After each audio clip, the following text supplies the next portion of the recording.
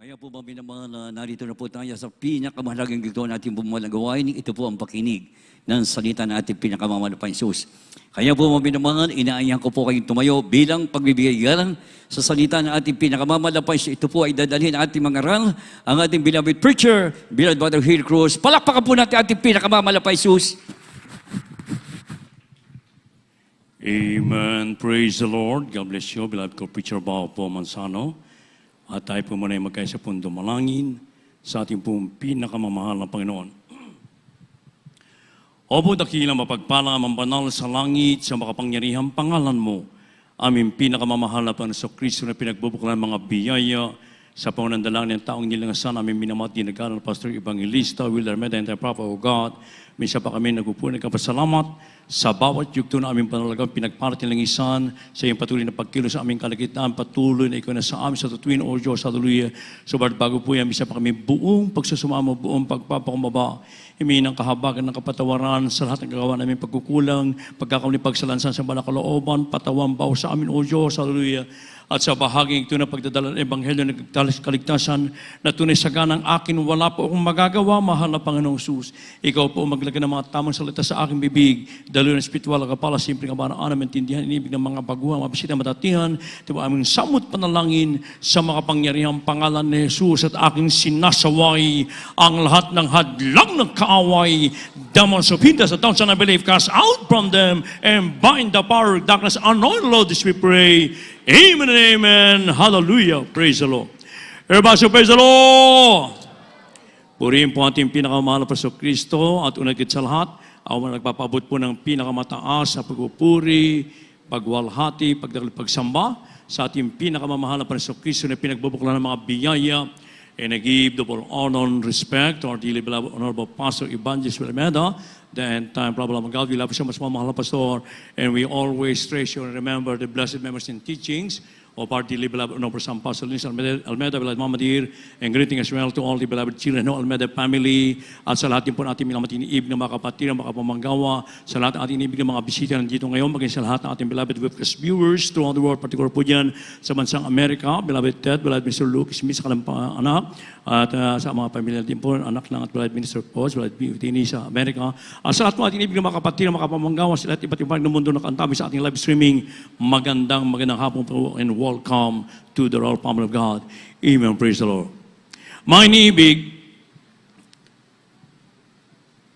ang ating dakilang Diyos sa buhay ay mayroong sinasabi sa banal na kasulatan na siya po ay magpapasapit ng kagutom. Hindi kagutom sa tinapay o pagkauhaw sa tubig, kundi sa pagkagutom sa salita ng Diyos.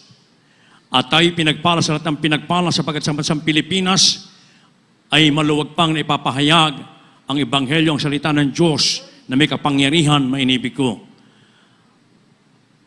Sa ibang bansa, sa ibang parte ng mundo, mainibig ko na kung saan ay nararanasan nila yung hirap, mainibig ko, ng pagkarinig ng salita ng ating dakilang sa buhay. Mahirap ipahayag doon. Sa parte lang ng Middle East, ito'y naranasan ng ating mga kapatiran doon.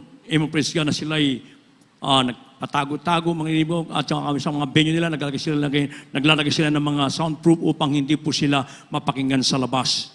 At sa ibang parte naman, sa Europa, sa US, mga inibig ko ay napakaluluwag. Supalit ang mga kanilang mga churches, mga inibig ko ay makikita mo, iilan-ilan lang din naman ang tao na nandoon. Kaya tayo pinagpala sa lahat ng pinagpala, sapagkat sa bansang Pilipinas, mga inibig ko mag-isa tawid dagat, na kung saan milyon-milyon natin mga kapatiran, na kung saan ay patuloy na ating pong natatamasa yung kaluwagan ng pakikinig ng salita ng ating dakilang Diyos na buhay. Kaya kung ating muna mabasa ito po from the book of Amos, chapter 8, verses 11 and 12. Kaya nila po. The book of the prophet Amos, chapter 8, verses 11 and 12. Behold, the days come, said the Lord God, that I will send a famine in the land, not a famine of bread, nor a thirst for water, but of hearing the words of the Lord. And they shall wander from sea to sea, and from the north even to the east. They shall run to and fro to seek the word of the Lord, and shall not find it. God bless you po sa Tagalog. Dito po sa Amos Kapitulo 8, versikulo 11 hanggang 12. Narito, ang mga araw ay dumarating, sabi ng Panginoon Diyos, na ako'y magpapasapit ng kagutom sa lupain, hindi kagutom sa tinapay o kauhuhan man dahil sa tubig, kundi sa pagkarinig ng mga salita ng Panginoon. At sila'y magsisilaboy sa dagat at mula sa hilagaan hanggang sa silanganan. Sila'y magsisilakbo at paroot parito upang hanapin ang salita ng Panginoon at hindi masusumpungan. Amen. God bless you, mga kapatid. Ang mahal na Panginoon magpala sa kanyang banal na salita. Biblia mismo nagsasabi, manibig ko, na darating ang panahon ng dakilang Diyos ay magpapasakit ang kagutom. Hindi sa tinapay o pag-uuhaw sa salita ng Diyos, kundi sa pagkauhaw sa salita ng ating pinakamamahal na Panginoon. At tila pagka manibig ko ang panahon ngayon, this is just a wake-up call to each and every one of us. Mga inibig ko, sa lahat ng tao sa iba't ibang panig ng mundo, lalo na sa mga ilang Kristiyano, na hindi pa ibinibigay ng 100%, 100% ang paglilingkod sa ating pinakamamahal na Panginoon Kristo. Kaya nga, mga iniibig, ang salita ng Diyos, kung ito yung iingatan ng mainam, kung yung ito treasure, mga inibig ko, na ito mismo sinasabi ng banal na kasulatan, na ang sabi po rito, that this book of the law shall not depart out of thy mouth, but thou shalt meditate therein day and night, that thou mayest observe to do according to all that is written therein. For then thou shalt make thy way prosperous, and then that thou shalt have good success. Kaya nga, ang salita ng Diyos, may inibig ko, ito'y lagi natin iingatan, ito'y treasure natin. Mga inibig ko, kaya ang banal na kasulatan ito, kinakailangan na ito po ay lagi nating bubulay-bulayin. Na ito hindi lamang natin babasahin pag sa ating banal na gawain. Pag nandun sa ating mga tahanan, ay nakatabi na doon sa isang lalagyan. Pag ginamit mo uli, may alikabok na. Subalit kung ito'y lagi mong ginagamit, sabi nga, day and night, babasahin natin. Dito magkakaroon po tayo ng grabing kaalamang katalinuhan na nagmumula sa ating pinakamamahal na panahon. Sa lahat na nag-ingat ang tipan ng ating dakilang Diyos sa buhay, ng kanyang banal na salita, minibig ko, sa mga napakinggan natin mga testimonyo kanina. Ating beloved retired police, Johnson po yata yun? Robinson Reyes, minibig ko. Isipin niyo po, sa kanyang kalalagayan, bagamat merong reliyon, meron Diyos na nakikita, na sinasamba, mga inibig ko. Pero siya po ay nagkaroon ng karamdaman na ketong, mga inibig ko. Isipin mo, nangitim na yung buong katawan niya at ang gusto niya magpatiwakal na lamang. Subalit sang araw, sa pangangaral ng ating minamahal ginagaral, Pastor Evangelista Will Almeida, sa pamamagitan ng ating TV program, mga inibig ko, siya ay nakapanood at sa oras ng kanyang panonood, yung kanyang isipan na magulo, na magpapatiwakal, minibig ito po'y nawala, mga inibig ko, nagkaroon kaagad siya ng kapayapang kagalakan na nagmumula sa ating pinakamamahal na panahon. At sa madaling sabi, nang siya'y dumalo dito at tinanggap ang baptismo sa tubig sa pangalan ng ating pinakamamahal na panahon sa Kristo, at siya nagpatuloy. Nakita natin, kanina, makinis na ang kanyang buong katawan. Amen? Hindi lamang isang maraming mga kitungin dito ang pinagaling ng ating dakilang Diyos. Mga maraming tao na binagong mga buhay dahil iningatan ang salita ng Diyos na ipinangaral ng propeta ng ating pinakamamahal na Panginoon. Kaya nga habang tayo may panahon, may inibig ko, ang salita ng Diyos ipo'y ating ipapahayag. Ipapatutuon natin ang kapangyarihan ng ating dakilang Diyos sa buhay. Habang maluwag pa, mga inibig ko, sapagkat naranasan natin mismo sa mga nagdaan na 2 taon halos may iniibig, na kung saan ay ang ating pananambahan ay talagang yung pagsamba mo, minibig ko talagang hindi kailangan na dumalo lahat. Kaya through live streaming sa webcast natin, ay doon na lamang po ating minibig na mga kapatid at mismo sila ang nakaranas na yung pagkauhaw sa salita ng Diyos, yung pagkakatipon ng mga banal ay napakahalaga, mga inibig ko. Praise the Lord. Kaya nga, tayo na sa huling panahon namin, ibig ko, andyan na yung mga sinasabi ng mga salot na dumarating sa mundong ito. Yung mga kalamidad, krilaminidad, ibig ko, yung napipintong gera sa iba't ibang panig ng mundo. Yung the global crisis, the global warming, mga inibig ko. Na tayo patunay lamang, mga inibig ko, na talagang nasa huling panahon na. Kaya nga, kung ang tao sa iba't ibang panig ng mundo, maging ang ilang Kristiyano ay patuloy na magbingi-bingihan, at hindi po lalapit sa ating nag-iisang Diyos na buhay, hindi maglilingkod sa ating pinakamamahal na Panginoon, mararanasan nila yung galit ng ating dakilang Diyos na buhay. Ano yung galit na yan? Yung ako nasabi kanina, mga inibig ko, yung mga salot na dumarating na ito. O katulad ngayon, meron na naman tayong panibagong yung virus na yan, mga inibig ko.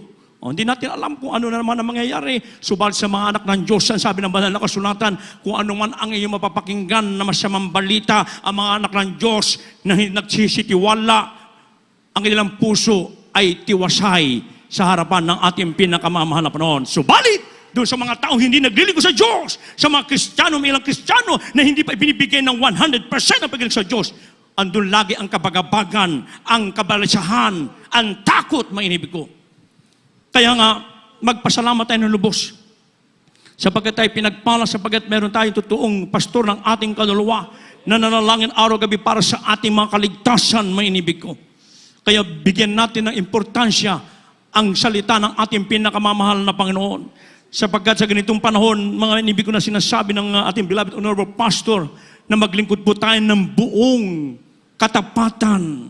Isagawa natin ng 100% ang banal na kalooban ng ating mahal na Panginoon without any mental reservation, but rather with open heart.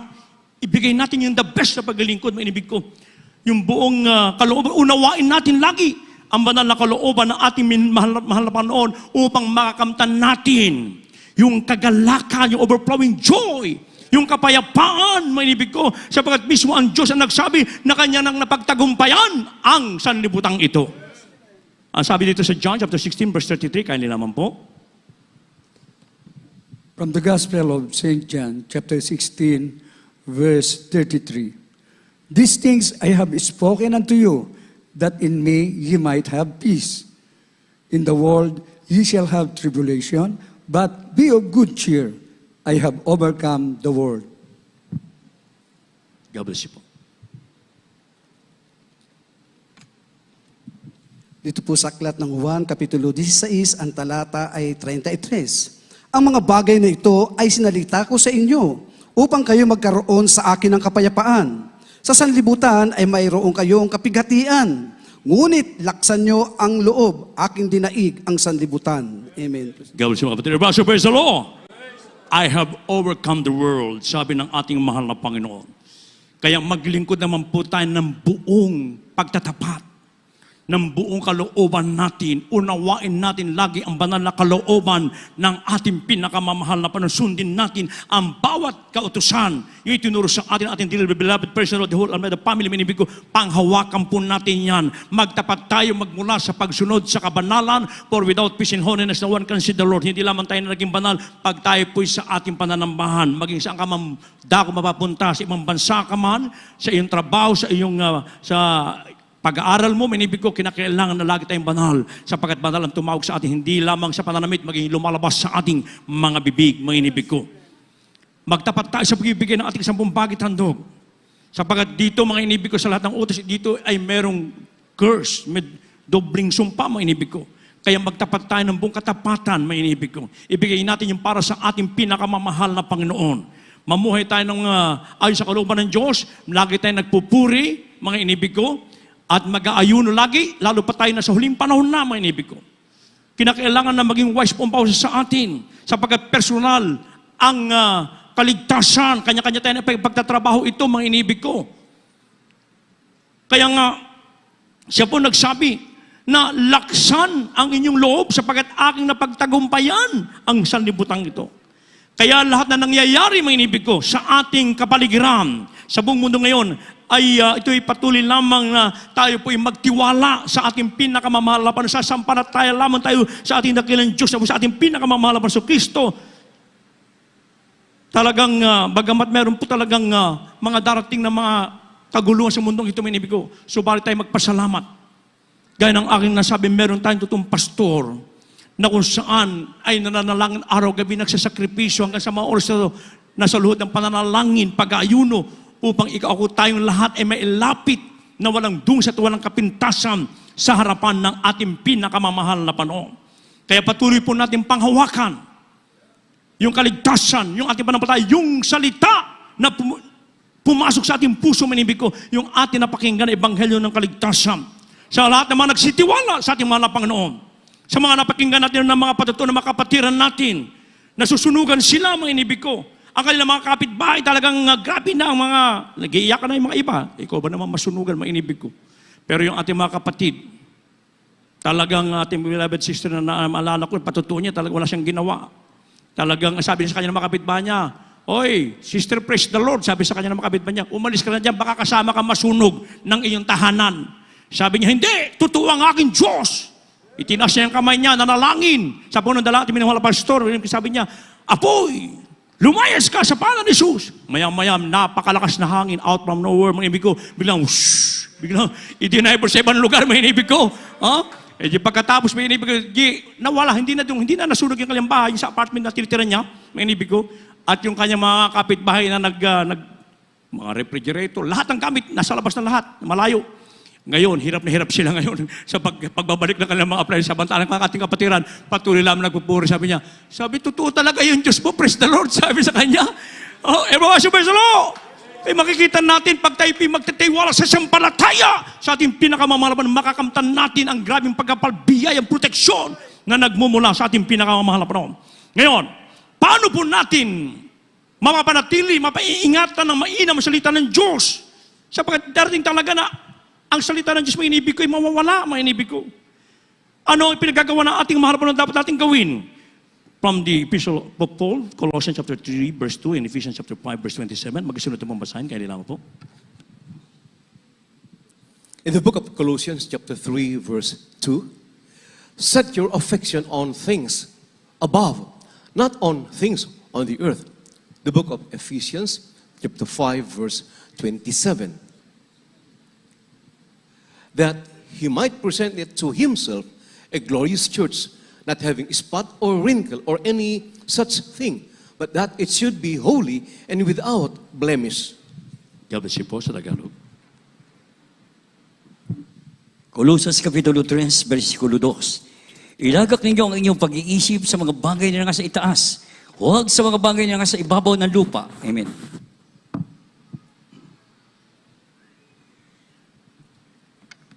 Dito po sa aklat ng Efeso Kapitulo 5, ang talata ay 27. Upang ang iglesia ay maiharap sa kanyang sarili na maluwalhati, na walang dungis o kulubot, o anumang gayong bagay, kundi ito'y nararapat maging banal at walang kapintasan. Amen. Amen. God bless you, kapatid. Everybody, praise the Lord. So upang tayo po'y makaiwas sa pagkauhaw, pagkagutom sa salita ng Diyos, ito po ay ating gagawin na ipinagagawa ng ating mabait na Diyos sa buhay. Ilalagak po natin lagi ang ating mga puso't kaisipan sa mga bagay na espiritual. Huwag po sa mga bagay dito sa lupang ito. Sapagkat lahat ng bagay sa lupang ito ay just temporal, mainibig ko. Panandalian lamang po yan, mainibig ko. Huwag natin ipupokus yung mga bagay sa mga material ng bagay, mainibig ko. Sapagkat napakahirap. Baka during the rapture, mainibig ko, ay kasama kang maiwan ng iyong inaalagaan na kayamanan mo, mainibig ko. Kaya lagi natin isentro ating puso't kaisipan sa mga bagay na espiritual.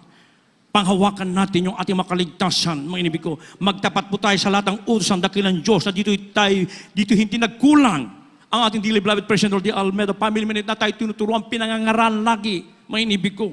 Kaya panghawakan po natin ang salita ng Diyos upang hindi po tayo madaya ng kaaway, sapagkat ang kaaway ng Diyos ay lagi nandiyan nanggugulo, nanunukso, mainibig ko. Kaya huwag po tayong padaya sa mga pita ng laman, mainibig ko. Kaya tayo, sabi dito na tayo datnan, lahat na walang halong dungis at kulubot at walang kapintasan. Kaya't nakahalaga po ng pagdalo sa gawain ng ating mahalapan habang tayo po ay libre pa, maluwag pa, mga inibig ko, sapagkat huwag naman ibahin tulad ng Diyos, sapagkat darating na naman, baka darating na naman, mga inibig ko, katulad ng dati, na tayo lagi na sa live streaming, mga inibig ko. Pero kahit nasa live streaming ka, pero pag naka-full concentration ka, ang mga iba nakaka-bless. Kung ano yung suot natin na pumupunta rito, yun din ang kanilang ginagawa.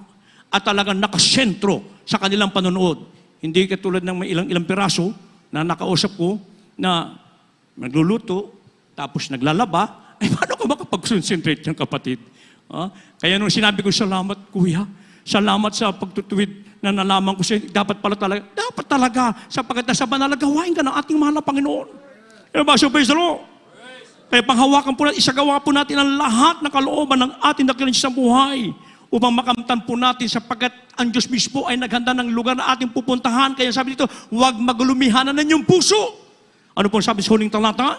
John chapter 14 verses 1 up to 3. Mga daro po mawit, manunod to, kaya nila mo po. From the Gospel of St. John, chapter 14, verses 1 up to 3. Let not your heart be troubled. You believe in God, believe also in me. In my Father's house are many mansions. If it were not so, I would go and prepare a place for you. And if I go and prepare a place for you, I will come again and receive you unto myself, that where I am, there ye may be also. Amen. God bless you. Sa Tagalog po. Dito po sa Juan Kapitulo 14, ang talata 1 hanggang 3. Huwag magulumihanan ang iyong puso. Magsisampalataya kayo sa Diyos. Magsisampalataya naman kayo sa akin. Sa bahay ng aking Ama ay maraming tahanan. Kundi gayon ay sinasabi ko sana sa inyo, sapagkat ako'y paroon upang ipaghanda ko kayo ng dakong kalalagyan. At kung ako'y pumaroon at kayo ipaghanda ng kalalagyan, ay muling paririto ko at kayo tatanggapin ko sa aking sarili upang kung saan ako naroroon, kayo naman ay dumuon. Amen. Oh, hallelujah. Purihin po ating pinakamamahal na Panginoon. Sino tayo para paghandaan ng mahal na Panginoon? Isang lugar na pupuntahan natin. Isa tayong maraming basan sa harapan ng Diyos. Subal tayo itong pinagpala. Sapagkat tayo pinagkaluban ng itong pastor ating kaluluwa upang tayo po'y mailapit na walang dus, walang kapintasan sa harapan ng Diyos. Kaya sabi dito, huwag magulumihanan yung mga puso. Kahit ano man ang mga nangyayari sa mundo ngayon, mainibig ko, huwag tayong mababagabag, huwag tayong matatakot. Laging ang puso po ay payapa na nagmumula sa ating dakilang Diyos na buhay, mainibig ko.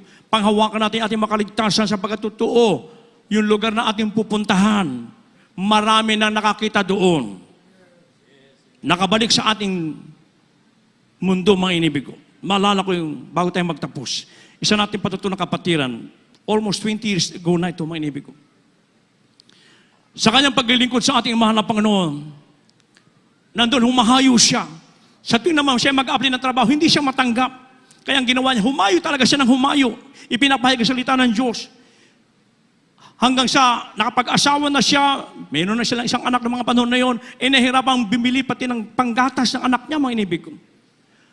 Sa madaling salita, sa kanyang pagpupuri ng madaling araw, alas 2 ng madaling araw, lumulod sa umiiyak sa ating mahal. Sabi niya, mahal na Panginoon, meron bagang pakinabang o silbi yung aking paglilingkod na ito sa iyo. Sapagkat grabing kahirapan ang aking nararanasan. Hindi ako makapaghanap ng trabaho, bagamat ako'y tapos naman sa pag-aaral. Maya-maya biglang nagliwanag sa kanyang kwarto.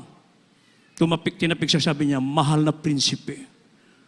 Yung anghel ng Diyos, sabi sa kanya, mahal na prinsipe. Sabi niya, huwag mo kong tawagin prinsipe, isa lamang akong pasahan sa harapan ng mahal na Panginoon. Sabi niya, prinsipo po kayo, sapagkat ang inyong Ama sa langit ay hari ng mga hari. Praise the Lord. Pagdaka mga inibig ko, biglang nakita niya yung kanyang katawan nakaluhod na nagpupuri.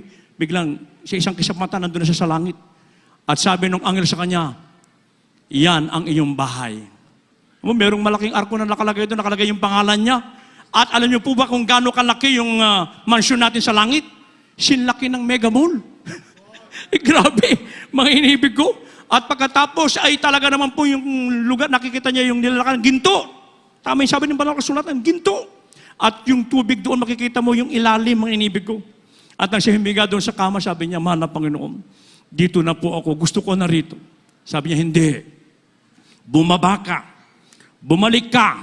Sabihin mo na ako'y nalulugod sa ginagawa ng iyong mahal na pastor. Praise the Lord. Lugod-lugod pa lang ating nakilang sa buhay sa ginagawa natin minamanin na pastor sa kanyang marubrum na pagpupuri, pag-aayon, pagsasakripisyo upang mailapit naman ng tungi sa mga tao sa harapan ng Diyos. Minibig ko, tuwang-tuwa pala ating mahal na Panginoon. Kaya sabi niya, bumaba ka, sabihin mo. Sabi niya, mahal na Panginoon, ayaw ko na pong bumaba, dito na ako. Bumaba ka. O, sa madaling salita, nung pagbaba niya, mainibig ko, bigla hapon na pala kaagad, sa isang saglit. Hapon na siya, mainibig ko, nung kita niya yung oras, at doon siya na-comfort, mainibig ko. At hanggang sa mga oras to, mainit siya naglilingkod sa ating pinakamamahal na Panginoon. Kaya sabi ng banal na kasulatan, mainibig ko, ng Diyos ay magpapasapit ng kagutom, hindi sa tinapay, kundi at pagkausa, tinapay, pagkausa sa tubig, kundi sa pagkagutom sa salita ng Diyos. Kaya habang maluwag pa ang salita ng Diyos sa ating inibig ng mga beloved webcast viewers, now is the day of salvation, now is the accepted time. Ngayon po, araw ng pagtanggap, paglingkuran niyo po ang ating pinakamamahal. Habang tayo po lahat ay tumayo, at minsan pa natin papurihan ang ating pinakamamahal na Paso Kristo. Amen, praise God. Ating papurihan natin sa pamamagitan ng awiting ito. Amen, praise God. Gintong panahon.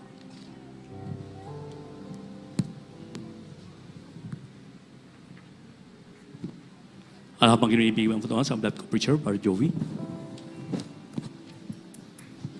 Sa bawat oras at sandali God bless you, my beloved co-preacher, beloved Brother Hill Cruz. puri Patuloy po ang aming panyaya sa lahat po ng ating mga live webcast viewers, sa ating mga bisita, mga pagbuhay. Ito na po yung gintong panahon mananatili upang kayo at sa'yo ay magkamit ng kaligtasan ng ang kaluluwa. walhati sa bawat oras at sandali ay susunod sa'yo aking ang salita po mananatili sa puso mo maghahari. Ako'y maglilingkod sa'yo, Panginoon,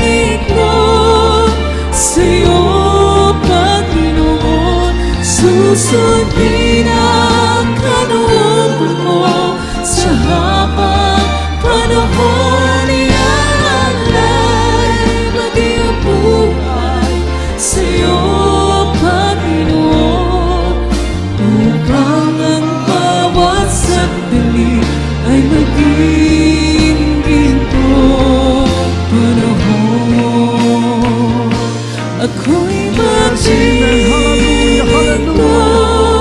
sa'yo, Panginoon, susundin ang kalooban mo sa habang panahon. Iaalay maging ang buhay sa'yo, Panginoon, upang ang bawat sandali ay maging ginto panahon. Hallelujah, hallelujah. Upang ang bawat sandali ay maging ginto panahon. Sa ating minamahal na mga baguhan at mga bisita, ganon din po ang pagkatawag sa amin. Iba't ibang sekta at denominasyon. Ngayon po, maging ang ating mga live webcast viewers, yung mga sumusubaybay sa gawain ng Jesus Miracle Crusade. Totoo po, baging buong mundo, itinideklara na, this is the most faithful church in the whole world.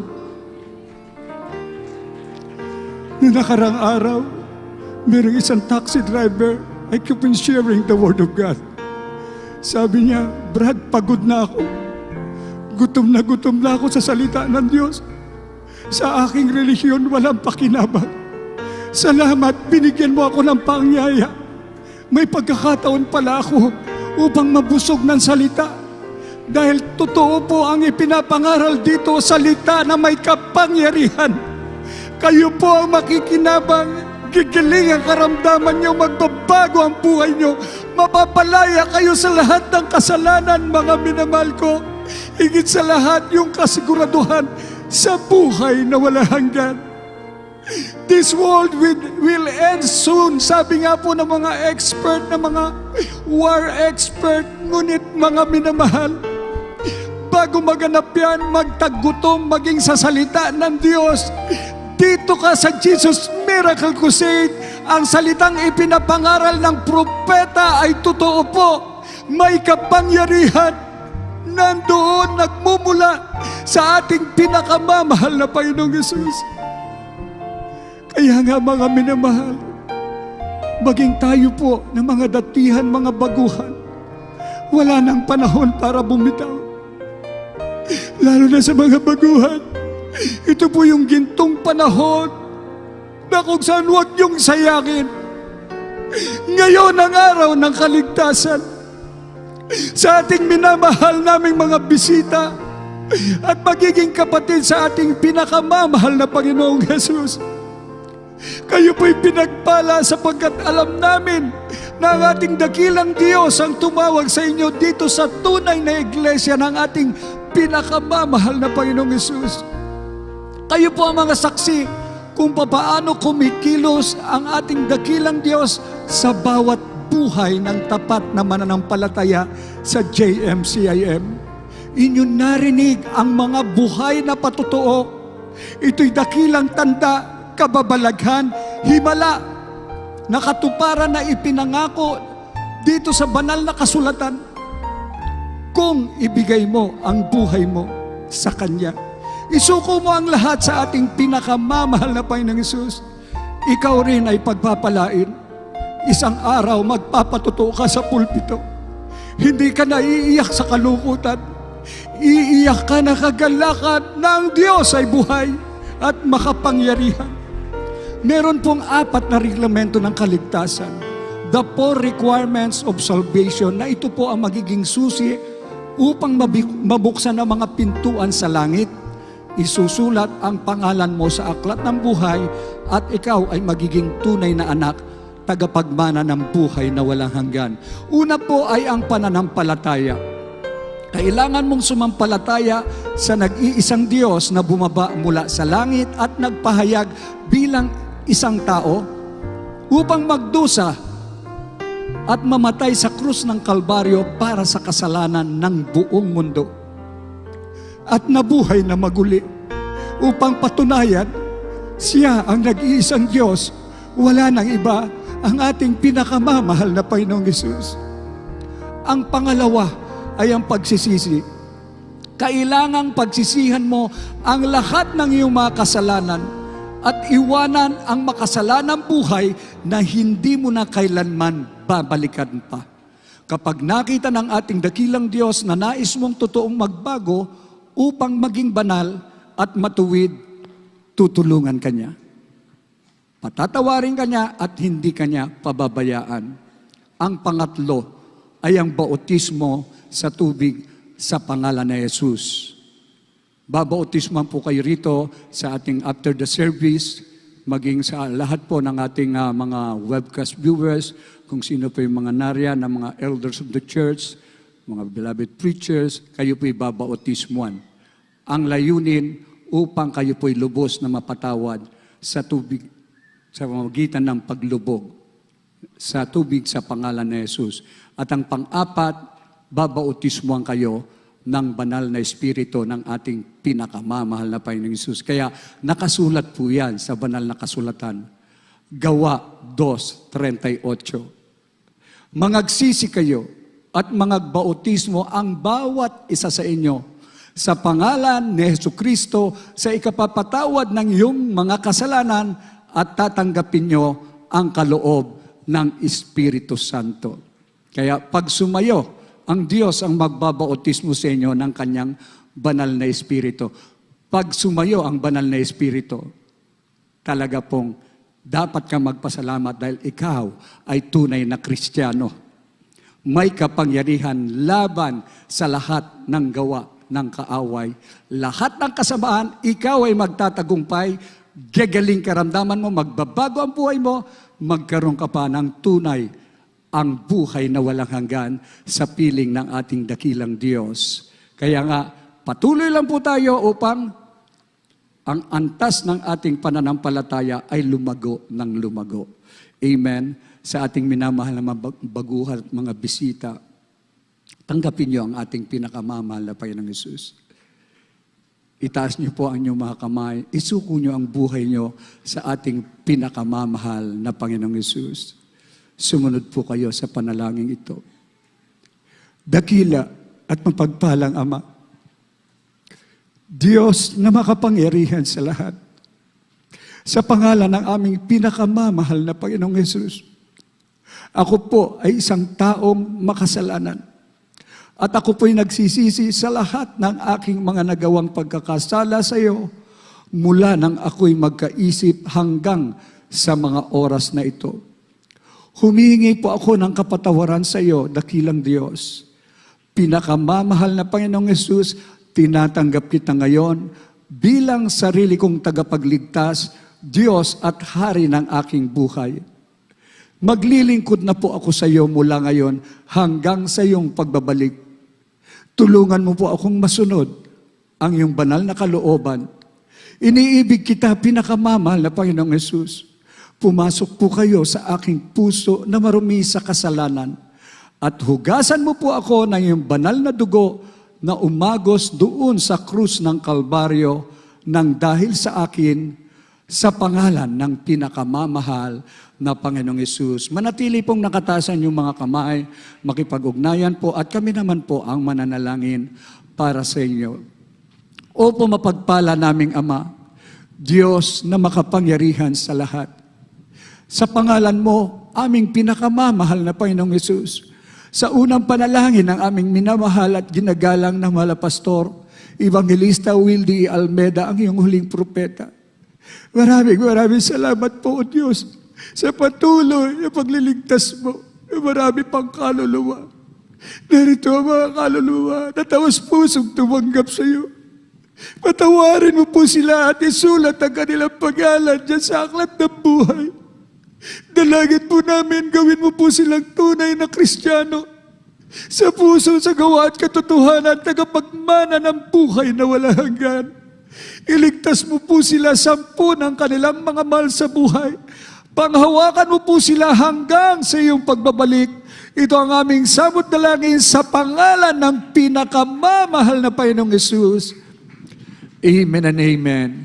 Praise the Lord. Ito po yung simula ng iyong tapat na paglilingkod. Magpapatuloy po tayo. Habang tayo dumadalo ng dumadalo, doon po ang ating pananampalataya ay lalago. So, dumating man ang mga masasamang bagay, hindi na darating sa iyo dahil mabuting bagay ang darating sa iyo. Pagagalingin ka ng malapang, iingatan ka sa mga panahong mapanganib. Higit sa lahat, idadagdag pa ang lahat na yung pangangailangan, ngunit ang bigyan natin ng buong pusong kahalagahan, yung tayo'y makapanatili at makasiguro sa buhay na walang hanggan. God bless you po. Anyayahan niyo po ang inyong mga kaibigan, kamag-anak, ang inyong mga unsaved loved ones upang sila man din ay pagpalain ng ating pinakamamahal na Panginoong Hesus. At ay dadako na po sa lahat po ng ating mga pangailangan, prayer for the sick. Ibigay ko po ang buong pagkakataon sa ating beloved ordained preacher, beloved Brother Rap Blanco. God bless you, my beloved preacher, beloved Joey. Tayo po magkaisang dumalangin, mami na mahal, para sa lahat ng ating mga prayer request. Tayo po na magsisi, mami na mahal. Mapagpala po namin Diyos sa mapagarihan sa lahat. Pinakamamahal na Panginoon Jesus. Sa unang dalangin, aming beloved noble pastor, evangelist Walde, Estrado Meda, your time prophet. Mahal po, kami po ilubos na nagpapakumbaba, nagsisisi, mahal po sa mga minasumpunga sa lahat ng aming pagkukulang, pagkakasala, patawarin mo po ang bawat isa sa amin at tulungan mo kami, mahal po, masunod po namin lahat ang iyong kautusan, mahal Panginoon, at upang maging handa sa iyong pagbabalik at gamitin mo rin po kami, mahal po, sa napakalawak mong gawain sa pagliligtas po ng maraming kaluluwa, mahal Panginoon, gawin mo kaming ilaw at asin sa libutan ito, mahal Panginoon, sa panguna po amin mga ginagahan magulo, beloved children, lubos ang may pasasalamat, nagtalaga ka na totoo mong propeta, mahal Panginoon, upang ipangal buong katotohanan, mahal Panginoon, laki pang kapangyarihan ng Diyos, hallelujah, kabalikan namin na mahal, ginagahan sa past, and all the beloved children, mahal Panginoon, tinatamasa mo namin totoong pinagpalang buhay, masaganang buhay na puno-puno ng kapangyarihan, katiyakan sa buhay na walang hanggan, patuloy na kalakasan, mahabang buhay na amin na magkinigang, mahal Pastor, and all the beloved children, mahal Panginoon, lahat ng binubuhos mo, pagpapalang spiritual, physical, material na pagpapalang, mahal Panginoon, para sa patuloy na pangal, Ebanghelyo, hanggang sa iyong pagbabalik, at lubos po namin pinasalamatan ng walang hanggang pasasalamat o Diyos. Thank you so much, Lord Jesus. Hallelujah, hallelujah, hallelujah. Puri ka, mahal Panginoon. Mga minamahal, ilahas po natin ating mga sarili, mga minamahal, isang kamay sa ating ulo, ang kabila sa parte ng katawan na may karamdaman. Isipin po natin, our beloved noble pastor, evangelist, Waldes, Rather Meda, naglahas po sa atin, sa lahat mga kapatiran sa buong Pilipinas, buong mundo, maging sa ating mga loved ones, mga minamahal, banggitin niyo po kung anong uring karamdaman, problema, o bisyo man yan, mga minamahal. Cast out po natin sa mga pangalan, sa demons of cancer, leukemia, asthma, diabetes, COVID-19, leprosy, AIDS, homosexuality, lesbianism, marital problems, financial problems, drug addiction, poverty, unbelief and doubts, carnality, vanity, big glory, pride, lust, covetousness, materialism, cast out, cast out, cast out, cast out, cast out, in Jesus' name, be healed, be blessed, problems, stop right now, in Jesus' name, sa pangalan ni Jesus, hallelujah, hallelujah, hallelujah, hallelujah. Hallelujah. Bilang pasalamat sa ating mahal na mahal, lahat ng ating mga kahilingan, tinugunan ng ating mahal sa mga kaparaanan, mga minamahal, sapat narito ang totoong propeta ng ating dakilang Diyos ng panalangin ay nakakaabot sa trono ng ating mahal Panginoon. Hallelujah. Sisigaw po natin, mga minamahal, galing sa ating mga puso, ang a million times sa pagpupuri sa ating mahal Panginoon katagang, hallelujah, praise the Lord, 3 beses, sabay lukso, mga minamahal, sabay po tayo. Hallelujah! Hallelujah. Hallelujah. Thank you so much, Lord Jesus. And we love you so much, Lord Jesus. Hallelujah. Hallelujah. Hallelujah. Praise the Lord. Purihin ang ating malapin. God bless you so much. At tayo po yung madadako sa ating announcement.